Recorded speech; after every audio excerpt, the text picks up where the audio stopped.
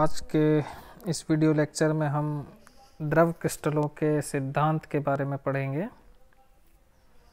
और द्रव क्रिस्टलों के सिद्धांत का जब भी कहीं जिक्र होता है तो स्वार्म समूह सिद्धांत का वर्णन जो है उसका डिस्क्रिप्शन हम ज़रूर पढ़ते हैं।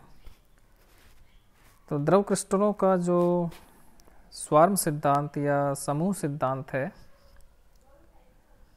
उसके अनुसार द्रव क्रिस्टल के अवयवी अणु विभिन्न समूहों के रूप में क्रिस्टल के रूप में व्यवहार करते हैं।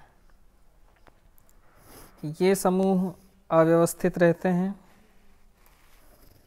तथा इनमें आविलता का कारण यानी टर्बिडिटी का कारण विभिन्न समूहों की सीमाओं से होने वाला प्रकाश का प्रकीर्णन है।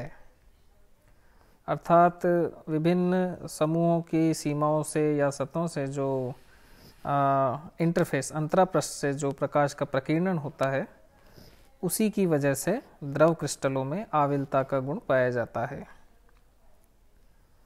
प्रत्येक समूह पारदर्शी होता है किंतु संपूर्ण द्रव आविल होता है और आविल द्रव विषम दैशिकता प्रदर्शित करता है। द्रव क्रिस्टलों का ताप बढ़ाने पर अणुओं की गति बढ़ जाती है और समूहों के आकार छोटे हो जाते हैं, जिसके फलस्वरूप प्रकाश का प्रकीर्णन बंद हो जाता है और इस प्रकार द्रव क्रिस्टल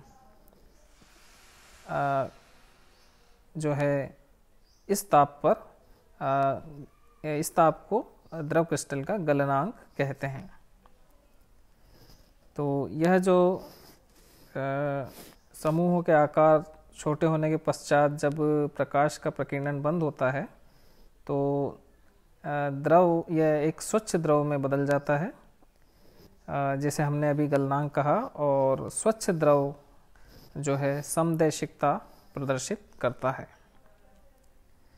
तो इस प्रकार द्रव क्रिस्टल सिद्धांत में स्वार्म सिद्धांत की सहायता से हम द्रव क्रिस्टलों के गुणों का अध्ययन तथा वर्णन करते हैं। स्वार्म सिद्धांत की कुछ सीमाएं हैं। स्वार्म असल में समूह को ही कहते हैं। इसकी सीमाओं में सर्वप्रथम यह है कि द्रव क्रिस्टलों को गर्म करने पर वह स्वच्छ पारदर्शी द्रव में परिवर्तित हो जाता है, जो कि उसका गलनांक होता है। यह परिवर्तन अतिशीघ्र न होकर धीरे धीरे होना चाहिए, जबकि वास्तव में यह अतिशीघ्र होता है। तो इसे समझाने में स्वार्म सिद्धांत असफल रहा। दूसरी जो असफलता रही कि द्रव क्रिस्टल अवस्था सिर्फ दीर्घ श्रृंखलायुक्त अणु वाले यौगिकों में ही प्रदर्शित होती है। ऐसा क्यों है, इसका स्पष्टीकरण भी इस सिद्धांत द्वारा नहीं दिया जा सका। और तीसरा जो असफल होने का कारण था वह यह कि स्मेक्टिव द्रव क्रिस्टल जब कांच की प्लेट पर रखे जाते हैं तो वे सीढ़ी नुमा संरचना क्यों बना लेते हैं, इसे भी स्वार्म सिद्धांत द्वारा नहीं समझाया जा सका। तो इस प्रकार स्वार्म सिद्धांत काफ़ी हद तक सफल रहा, किंतु कुछ सीमाओं के साथ। इसके पश्चात हम द्रव क्रिस्टलों के अनुप्रयोगों के बारे में यदि पढ़ें तो सर्वप्रथम हम जो इसका अनुप्रयोग है वह शारीरिक ताप के अध्ययन में होता है, जिसे थर्मोग्राफी भी कहते हैं। ठोस क्रिस्टलों की तरह ही द्रव क्रिस्टल भी प्रकाश का अपवर्तन करते हैं और सफ़ेद विकिरणों में से जो है कुछ तरंग दैर्ध्य परिवर्तित हो जाते हैं और कुछ परावर्तित हो जाते हैं और कुछ अपवर्तित हो जाते हैं। इस प्रकार परावर्तित विकिरणों का रंग ही क्रिस्टल का रंग होता है। तो ताप बढ़ाने पर जब अणुओं की परतों के मध्य दूरी बढ़ती है तो परावर्तित विकिरण का रंग भी परिवर्तित होता है।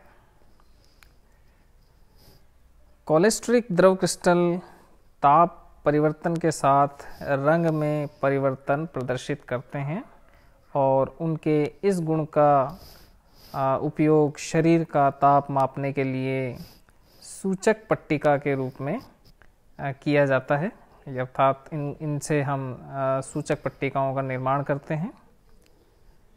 तो इस प्रकार जो है वर्ण या रंग परिवर्तन के साथ शरीर का ताप पता करने की जो प्रक्रिया है वह थर्मोग्राफी कहलाती है। द्रव क्रिस्टलों के इस गुण का अनुप्रयोग हम शरीर के किसी भाग में कोई ट्यूमर या रसौली आदि जो होता है उसकी स्थिति को पता करने में भी किया जा सकता है, जिसमें कि एक उचित द्रव क्रिस्टल की थोड़ी सी मात्रा इंजेक्शन द्वारा शरीर के प्रभावित भाग में इंजेक्ट की जाती है, जिससे शरीर के उस भाग पर उच्च ऊर्जा के विकिरण डाले जाने पर परावर्तित जो विकिरण हैं उनका अध्ययन किया जाता है। उन्हें संसूचकों अर्थात डिटेक्टर्स पर प्राप्त करके उनका विश्लेषण किया जाता है और चूँकि ट्यूमर या रसौली द्वारा प्रभावित जो भाग होगा शरीर का उसका ताप अन्य भागों से भिन्न होता है। तो इस प्रकार जो है परावर्तित विकिरणों की तरंग दैर्ध्य के विश्लेषण से हम जो है शरीर में कैंसर या जो भी कोई इस प्रकार की गांठ है, कैंसरस जो है गांठ है, उसका आकार और स्थिति पता कर सकते हैं। एक और जो अनुप्रयोग हम विशेष रूप से पढ़ते हैं वह है सप्तखंड सेल। सप्तखंड सेल जो है कुछ जो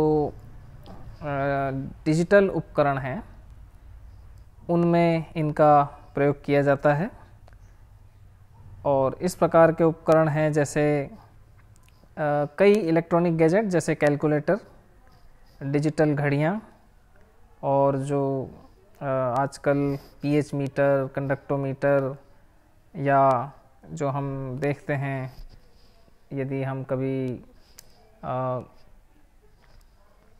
किसी पेट्रोल पंप स्टेशन पर जाते हैं पेट्रोल भराने, तो वहाँ पर जो डिजिटल मीटर होता है उसमें भी जो है सप्तखंड सेल का प्रयोग किया जाता है। इन सभी उपकरणों के जो डिस्प्ले होते हैं उसमें 0 से 9 तक के अंक प्रदर्शित करने में सप्तखंड सेल का जो है उपयोग होता है।